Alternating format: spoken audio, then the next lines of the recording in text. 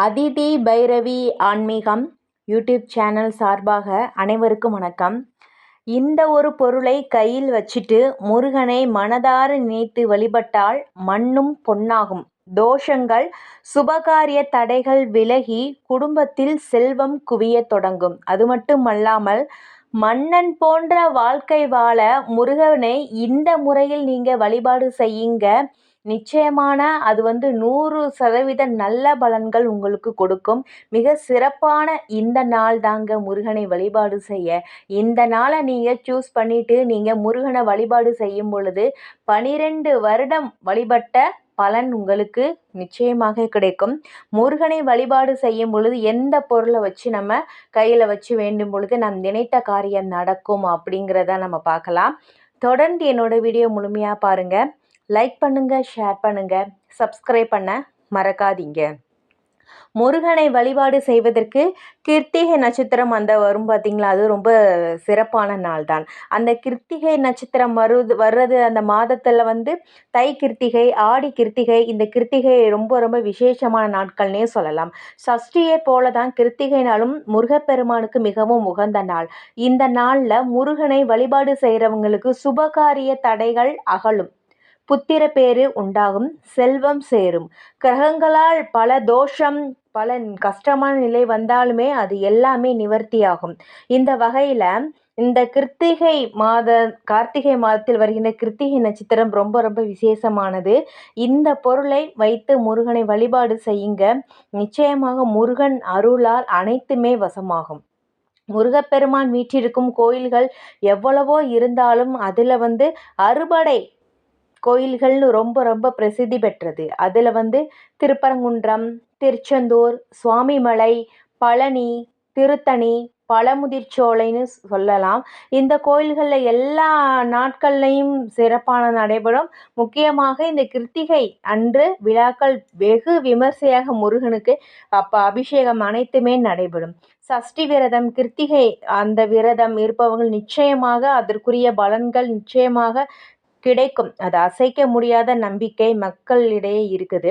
முக்கியமாக கிருத்திகை மட்டுமல்லாமல் மாதந்தோறும் வரக்கூடிய கிருத்திகை நாளில் முருகனை இப்படி வழிபட்டு வந்தால் நமக்கு சகல விதமான செல்வங்களும் சேரும். திருமண தடைகள் அகலும், செவ்வாய் தோஷம் நீங்கும், புத்திர தோஷம் மறையும், மண் பொன் மனை சொத்து வழக்கு போன்ற அனைத்து விஷயங்களை தீராத பிரச்சனைகளுமே தீரும்.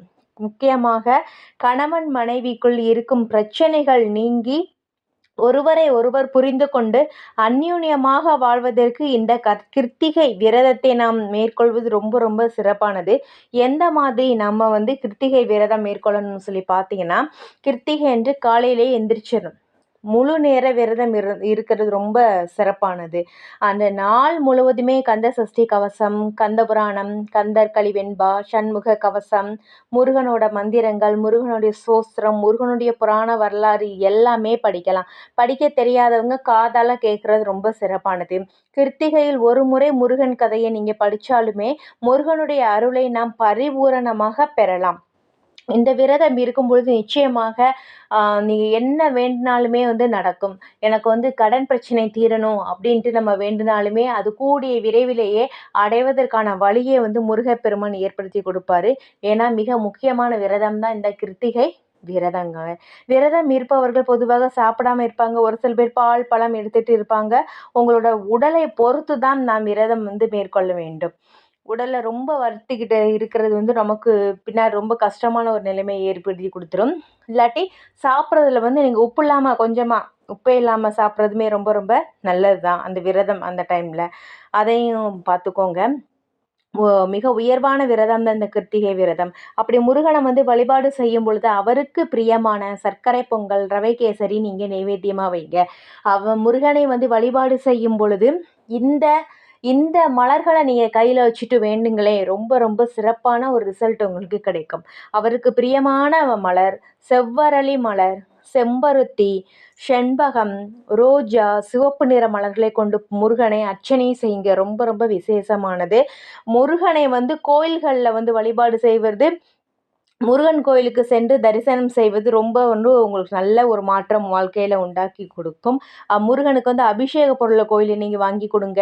வீட்டில் வேல் வச்சுருந்தீங்கன்னா வேலுக்கு அபிஷேகம் செய்யுங்க. இந்த மாதிரி நம்ம தொடர்ந்து மாதத்தில் வருகின்ற கிருத்திகை நட்சத்திரமாக இருந்தாலும் சரி, செவ்வாய்க்கிழமையாக இருந்தாலும் சரி, அந்த அந்த சிறப்பு பெற்ற சஷ்டி இந்த நாட்கள் நாம் அவரை வழிபாடு செய்யும் பொழுது 16 வகையான செல்வங்களையும் பெற்று மன்னன் போன்ற வாழ்க்கையை வாழ இந்த கிருத்திகை விரதத்தை நாம் மேற்கொண்டால் 12 வருடங்கள் கிருத்திகையில் முருகனை வழிபட்ட பலன் நமக்கு கிடைக்கும். அவ்வளவு சிறப்பு வாய்ந்த ஒரு வழிபாடு தான் இந்த முருகப்பெருமான் வழிபாடு. நிச்சயமாக நல்ல பாக்கியம், குழந்தை பேரு, மக்கள் செல்வம் அனைத்துமே கிடைக்கும்.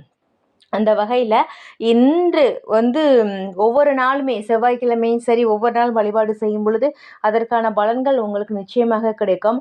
முருகனை வீட்டிலையும் சரி பூஜை செய்யும் பொழுது அது சின்னதாக ஒரு நைவேத்தியம் நீங்கள் வைங்க. நிஜமாவே அது நல்ல ஒரு பலன்கள் உங்களுக்கு கொடுக்கும். அவருக்கு யாராக இருந்தாலும் ஒருத்தவங்களுக்கு பிடிச்சதை நம்ம செய்யும்போது நிஜமாவே வாழ்த்துவாங்க. அதே தான் கான்செப்ட். நன்றி.